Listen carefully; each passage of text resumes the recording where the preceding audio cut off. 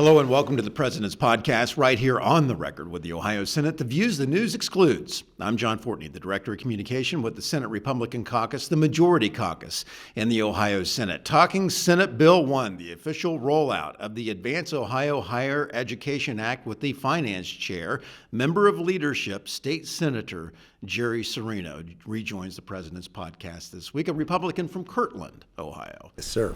Big day on Wednesday, the rollout, the news conference. By the way, there was an effort to try to stop the news conference with a whole bunch of protesters outside the Harding press room. What were your thoughts about that? Well, my thoughts about that were interesting, John. I mean, they were trying to abridge my right of free speech to have a press conference. And they say they're all about free speech. Yes, they do. And so that's it. I found it entertaining. I don't know what their purposes were. I'm not sure what their messaging was. I doubt that the students actually knew what they were protesting about. They were there for the extra credit. I love what you said in the answer to that question at the news conference. I think they must have been getting extra credit. A couple of them denied it afterwards, but then I said to them, well, you should be getting extra credit because your time, I'm sure, is valuable. Right. Well, and so is yours. And thanks for tuning into the podcast. Happy to be here. Thanks for joining us. Senate Bill 1, the Advance Ohio Higher Education Act. It really is a little bit newer version of Senate Bill 83 that almost got through the General Assembly. It passed the Ohio Senate in the 135th GA. It got through the House Higher Education Committee, and then it did not get a vote on the House floor for many different reasons. Politics mainly, of course, but this bill, however, is maybe a more streamlined version, and it has a lot of support, I think, in both chambers. I think so. If you look at Senate Bill 1 is, I guess you could look at it as the third in a series. So Senate Bill 135, in my first 2 years, we passed that bill. That was the first higher ed reform bill. And it passed the House unanimously and passed in the Senate with all but one vote. And that has been law since that time. Senate Bill 83 was the second.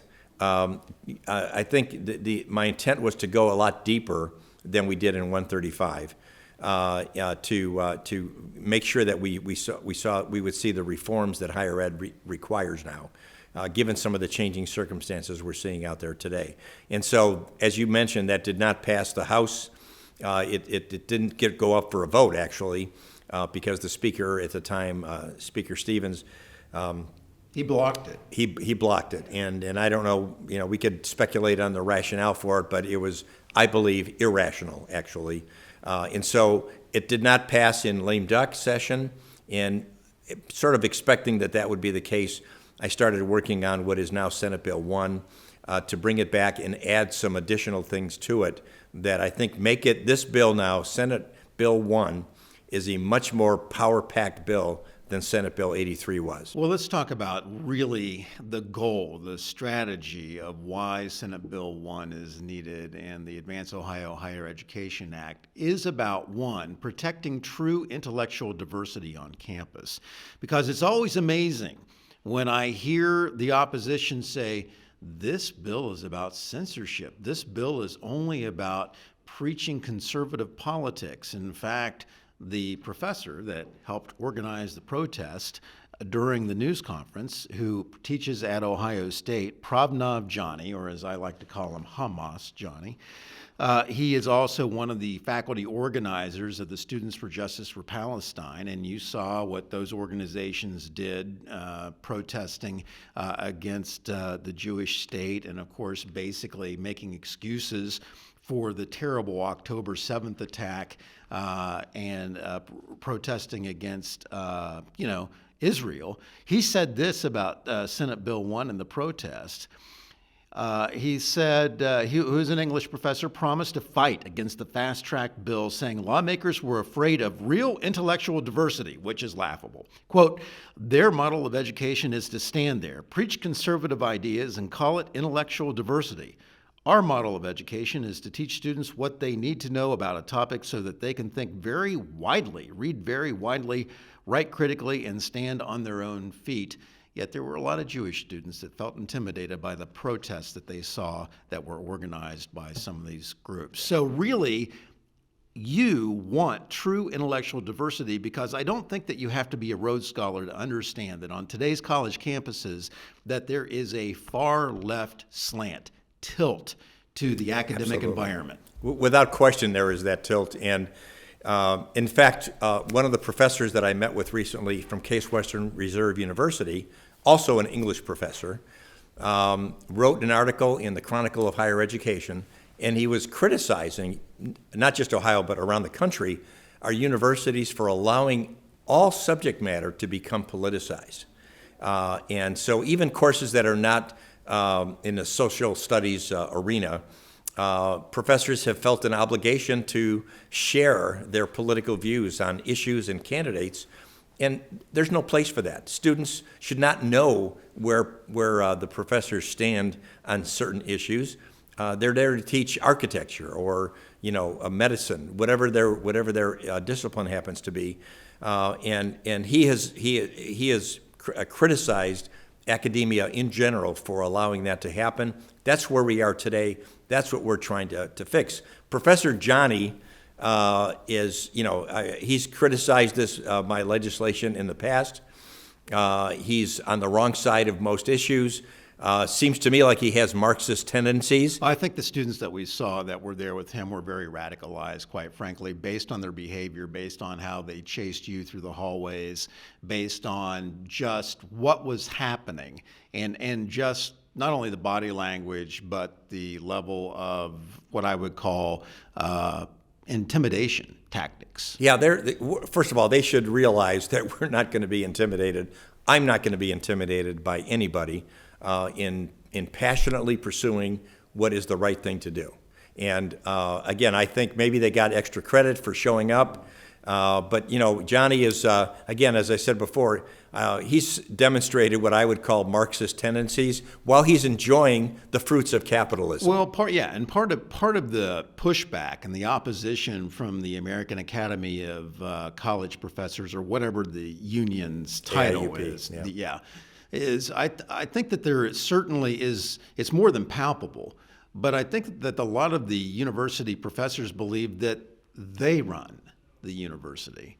They don't run the university. The trustees run the university, and you want to make sure that the trustees understand that they are there to serve the students. That's correct. And the faculty, faculty is extremely important, of course. We can't have universities and colleges without faculty. But faculty needs to wake up and understand that the students that they teach are their customers. They are the university's customers.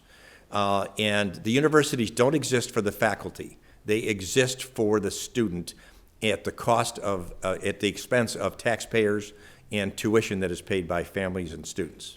And there are free speech protections built into the bill, are there not? Absolutely. For students? Because I told this story, and I'll retell it, but on our last podcast that you joined President McCauley and also Bill Reineke, Senator Reineke, this, for the people that think, and for the left that says that intimidation on college campuses does not happen, here is a personal story from yours truly.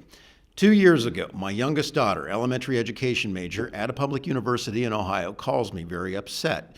She is at the time a junior going into her senior year, says, "You won't believe what my professor in my elementary education class just told me and my entire class." And that was that we are going to be talking politics in this class because education and politics is about education and vice versa. And quote, "You all need to be more woke."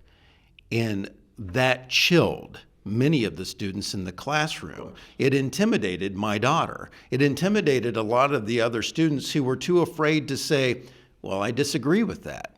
Why do 7-year-olds need to be more woke? Why are you saying this to me? And what role does politics have in a second grade classroom?" But yet it is that pressure and level of intimidation that if you dare disagree with the professor, or you dare disagree with whatever the accepted woke culture is on campus, that you might not get good grades. I would even carry it a step further. Why should anybody be woke, much less students? It is an unproductive point of view. And when we talk about DEI, and this bill, Senate Bill 1, eliminates DEI, Division, exclusion, inequality is what I like to call it. Yes, that's what it should be, right. Yeah. But look, DEI has become, there may have been some people with good intentions at the beginning, but DEI has morphed into institutionalized discrimination at the taxpayer's expense. That has to stop, and it has to stop now. When you try to promote benefits for some parties, and by definition you have to exclude others because they have different characteristics, that is discrimination. That is unlawful, it is unconstitutional, and it has no place in our institutions of higher education. Even when it comes to hiring, because at the very first symposium, and if you get a chance, log on to our YouTube page at Ohio Senate GOP and go to the newsroom part, and you'll be able to find the link to it. But we have a couple of videos up where there was a panel of university professors, and one of them was African American and talked at length about how he was discriminated against and really ostracized for having something other than a far left opinion about whatever it would be, and also about the political litmus testing that people who are highly qualified, physics, mathematics professors, because they don't write the right thing down regarding their DEI statement, didn't even make it through the first round of interviews. Right. That's the litmus testing that we're talking about in the bill. And I remember that professor's presentation, and he brought laughter in the crowd because he told the story of how he was called a racist. A white supremacist. White supremacist and a racist. And he's African American. Yes. And he said, for very those clearly African American. Yeah, and he said, for those of you in the back, maybe you can see that I'm black, you know, and it really, although humorous, that's a drop dead serious problem on campuses that gets back to the faculty having too much power and who gets hired on campus. Well, the other problem with this discrimination, John, is that there is a liability issue here that our trustees and university presidents need to be cognizant of, and that is that if there are discrimination cases brought forward, somebody who is not hired and they can prove it because they were white or because they were, whatever, and that case can be brought forward, the liability exposure is something that we don't want to have happen here. Because not only are the institutions and therefore the state liable for discrimination, trustees are personally liable because they do not have qualified immunity in cases where discrimination has occurred and federal law has been violated. And regarding, it's interesting to see what has happened now that we have President Trump and J.D. Vance as the President and Vice President of the United States of America, and some of the executive orders addressing DEI. Right. There are already some very well-known companies that have decided to close their DEI organization within the company, including that have dropped or rolled back DEI programs in the last year. Walmart, Ford, Harley-Davidson, John Deere, Caterpillar, Tractor Supply, Lowe's, and even Molson and Jack Daniels. DEI was even making them drink too much, right? So, and I think it comes full circle. Those companies, I'd like to think that they dropped it for philosophical reasons, but my guess is that they saw legal liability as potentially impacting their company and their shareholders, and that was their motivation. And I think that's great. DEI is falling apart. And it has no place in our higher education. The governor of Indiana this week, a few days ago, announced that they were, by executive order, that all departments related to DEI initiatives were done. Very similar to the Trump executive order that came down yesterday. And so I think what's happening is that the new environment in Washington is giving us tailwinds for what we're trying to do in the state of Ohio. We worked on this and identified this as a problem 2 years ago, but now we're finally getting support from the federal government. And think about the resources, the financial resources that your tuition pays for that could be redirected truly into the curriculum. Just a couple years ago at Ohio State, and these numbers have probably changed, there were 132 DEI positions at OSU at an expense of $13.4 million with the top salary of $289,000 all the way down to like an administrative aide of $26,000. This money can be Yes. much better spent. The numbers that I have are a little bit higher, about 144 employees. But then there are others who are embedded in parts of the university that may not be identified there. But it's in excess of $14 million a year. And the salary numbers don't include benefits. If you look at fully loaded costs, you can add 40% to those salary numbers. Because the benefit packages are really good. That's a huge amount of money being spent that could be well used in other places. So prohibiting DEI, also prohibiting, part of Senate Bill 1 would be prohibiting the faculty from striking. Is that correct? Correct. Yes. Where there are labor organizations, faculty will not be permitted to strike. I thought you had a really good answer to that question about the follow-up question, I think, from the reporter was, but doesn't that take away the faculty's ability to actually have some negotiating power, to which my thought was, you're there for the students, you're not there for the faculty, and I thought you had a great answer there. They're actually making my point for me that they're angry because we would take away in this bill, their ability to use students as pawns by either actually striking or threatening to strike, which is more of the latter than the former.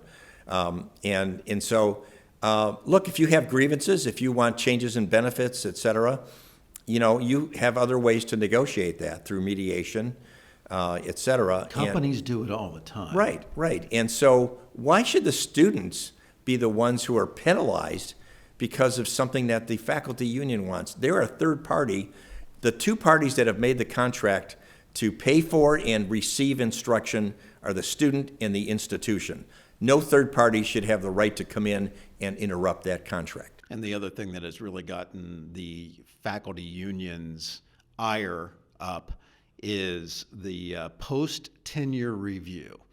What is post-tenure review? And maybe in a nutshell, people might be surprised about why in the world that these professors would be against having some type of review about their performance. Well, to me, it's all about, John, establishing an environment of what we call continuous improvement. We've done this on the private sector side. I did this in my various companies. And it's something that every organization should strive to achieve, a continuous improvement, always looking at how you're doing, ways you can improve, et cetera. When a professor is granted tenure, if there's not proper tenure review, that person can stay in that job and continue to not perform well for as long as they basically like. It's very difficult to remove somebody with tenure, even for very serious allegations. And so all we're saying is, look, the only people that should be afraid of this are people who are not performing. Well-performing, highly published, people that are doing research to continue to earn tenure, they're going to be fine. And there's nothing, they would probably welcome a review. But let's not exempt academia from either performance reviews on an annual basis, which the rest of the world has been doing for a long time, and even those with tenure should not have a job for life guaranteed no matter whether they're performing or not. Right. I think in the legal world or in the medical world even, you have required continuing education credits. So it's not like it's a heavy lift that we're the only people that would be doing this. It seems like if you're a member of academia and a PhD and you are a tenured professor, that this would be part of your continuing education as well, to be able to provide the latest cutting edge knowledge or whatever the developments might be to your classroom. Right. I mean, some professors can get tenure in their mid-30s, and that's a long time to be, if you go to 65, that's a very long time to be living with a guaranteed job without your performance being monitored in any way. And we have safeguards in the bill so that there's a fair process. If somebody doesn't like their post-tenure review or their annual performance review. There is a process by which they can appeal all the way up to the president and the board. So we want to be fair. We're not out to get people. We just want to make sure that we are fostering an environment of continuous improvement. And that's probably part of the process as well, that there would have to be some kind of formula or whatever it might be that gauges how that post-tenure review would be conducted, because I don't think anybody would want to go, okay, class, you're going to decide whether I have a job next year or not, right? It's not part of that, but students should have some feedback. Students, and that was one of the areas in Senate Bill 83 that the opposition just either didn't understand or more likely they purposefully wanted to obfuscate the situation, that the student evaluation, first of all, in the bill we have 6 categories that are a part of a faculty member's evaluation. One of those 6 is instruction. And of that 1/6 of the total package, 25% is the student evaluation. So they kept saying, well, it's 25% of the total evaluation. No, it's not. It is 25% of 1/6 of the categories of evaluation. Tell me what company doesn't ask customers how they're doing? How many phone calls, how many text messages do you get? How many surveys do you respond to of companies or services that we use to see how they did? That should be a natural part of it. Nobody should be afraid except underperformers. That's right. What is a full syllabus transparency? That's a part of the bill. That's an easy one. And syllabus transparency is that we want to have require that syllabi are very specific and precise and disclose everything that's going to be a part of the course, the materials, and including the background of the professor to explain why they're qualified to teach that course. We want to have it online for parents and students to see. And some of the professors in the 83 debate were saying that it's intellectual property. Well, it's part of what they do for the services they get paid for the university or the community college. And that's the intellectual property issue is a red herring. Nobody should be against that. Just like nobody should be against performance reviews, nobody should be against better training for the trustees of the university. Nobody should be afraid of more speech and diversity of thought. These are questions that I've asked the media to ask opponents when they interview them, because I don't know who it is that would be against those things. Well, part of the issue is just the overall culture on campus has really morphed into a cancel culture on campus, that if you don't have this specific position, you're an outcast. We're going to alienate you. We're going to basically run you out of school. And you were asked during the news conference about the example of, well, what would you tell somebody, who thinks the earth is flat?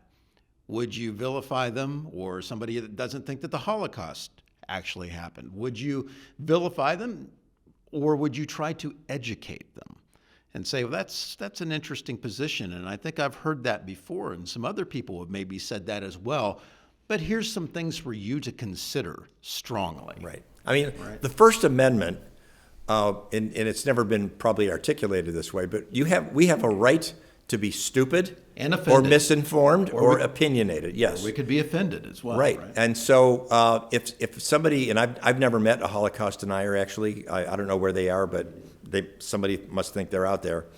And I've certainly never met anybody who thought the earth is flat.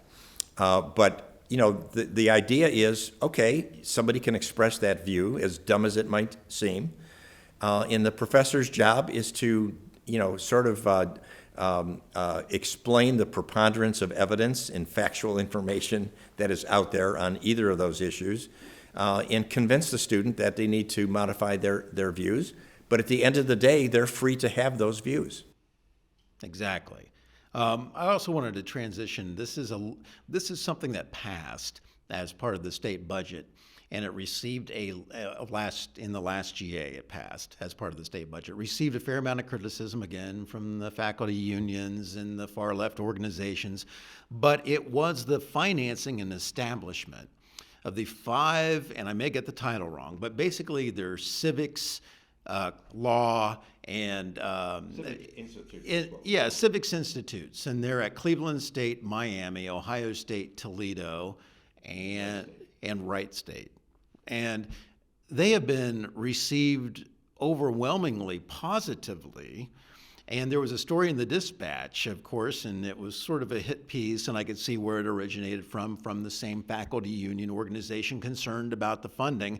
But at the retreat that we had at Maumee Bay State Park with the majority senators, the governor came in, and he had fantastic things to say about it. Why do you think those have been such a success? Well, and they're going to be more successful because several of them are still just up in the Setting formation stage. Ohio State is the furthest ahead with the Chase Center here. And the Dispatch article that you're referring to was really, I think, it missed the mark quite a bit in a number of areas. So first of all, let's remember that the financing of these independent centers, and we passed, I believe it was $25 million was the first appropriation, and some of the professors that they interviewed were suddenly very concerned about the financial stability of the program and of the university, which is surprising to me, because they seem to be okay with $14 million, for DEI and other things. But the fact of the matter is that everything in the state budget has to be appropriated every 2 years in the biennium budget, either the operating budget or the capital budget.